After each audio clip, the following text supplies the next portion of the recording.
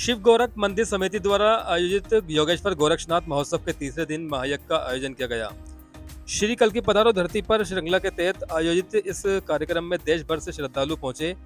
आध्यात्मिक गुरु पंडित राधेश्याम श्रीमाली और यज्ञाचार्य योगी डॉक्टर नागेंद्र मोहन श्रीमाली के नेतृत्व में यज्ञ संपन्न हुआ। समिति की विभिन्न इकाइयों के 108 साधक साधिकाओं ने 11,51,000 आहुतियां दी। यज्ञ में श्री कल्कि के शीघ्र प्राकट्य, विश्व शांति, भारत की समृद्धि और सतयुग की स्थापना के लिए प्रार्थना की गई। यज्ञ के बाद विशाल अमृत भोग भंडारे का आयोजन किया गया। श्रद्धालुओं ने प्रसाद ग्रहण किया और अमृत गाथा का श्रवण किया। पंडित राधेश्याम श्रीमाली ने कहा कि महायज्ञ संपूर्ण विश्व के कल्याण का माध्यम है। उन्होंने बताया कि इसकी दिव्य ऊर्जा अन्नवृष्टि के साथ प्रभु के अवतरण मार्ग का निर्माण करती है।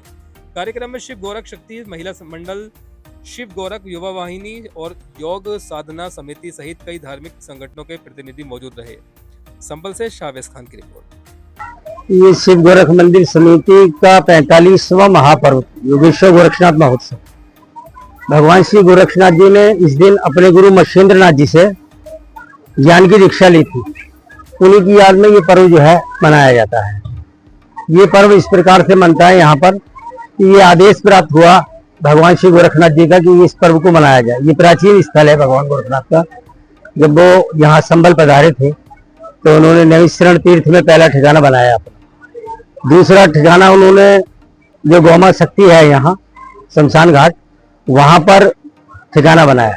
ये गौमा शक्ति गोरख शक्ति के नाम से प्रसिद्ध थी उस समय, लेकिन अब वो नाम बिगड़ते बिगड़ते गौमा शक्ति हो गया। वहीं बाबा गोरखनाथ जी की तपस्थली भी है और वो अपने पूरे 2800 शिष्य मंडल को लेकर के आए थे यहाँ, ये दिखाने के लिए कि भाई ये संभल वो संभल है जहाँ भगवान श्री कल्कि का अवतार होगा। श्रीमन नारायण के 24वें अवतार और विशेष 10वां अवतार भगवान श्री कल्कि का अवतरण इसी धरती पर होगा। तो वो उन शिष्यों को उन्होंने यहाँ पर 64 तीर्थ, 68 तीर्थ और 19 कूप, बामनपुरों की ये नगरी थी। इसका विस्तार क्षेत्रफल ये था। तो इसका उन्होंने तमाम तीर्थों का वहां दर्शन कराया।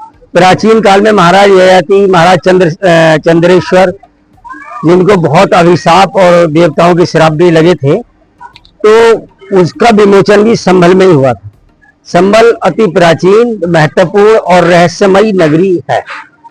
उसके हिसाब से शिव गोरख मंदिर समिति की स्थापना 1981 में हुई और ये हमारे गोरक्षपीठ के महंत श्री राष्ट्रीयता के अनन्य साधक महंत श्री अवैधनाथ जी महाराज, जो आदित्यनाथ जी के गुरु भी थे, उनकी ही सब प्रेरणा से इस शिव गोरख मंदिर समिति का गठन हुआ और तब से लेकर के आज तक यहाँ भंडारा होता है।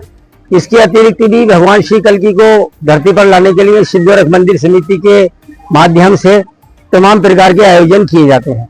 एक वर्ष में 5 महायज्ञ, महालक्ष्मी का दिव्य अनुष्ठान, माँ दुर्गा स्तवन की पूरी श्रृंखलाएं और हर महा चतुर्दशी माँ दुर्गा का यज्ञ, त्रयोदशी महादेव का यज्ञ और प्रत्येक रविवार और सोमवार को यही स्थल पर भगवान श्री गोरक्षनाथ जी का रविवारी यज्ञ और महाकालेश्वर का सोमवारी यज्ञ संपन्न होता है। इतने कार्यक्रम शिव गोरख मंदिर समिति चलाती है। इसमें विशेष बात यह है कि शिव गोरख मंदिर समिति किसी प्रकार का कोई चंदा एकत्र नहीं करती है और ना ही चंदे का समर्थन करती है। सिर्फ भगवान गोरखनाथ के आदेश का प्रतिपालन करती है। वो जैसे भी उसे करना पड़े, कम या ज्यादा, इसका कोई वो नहीं।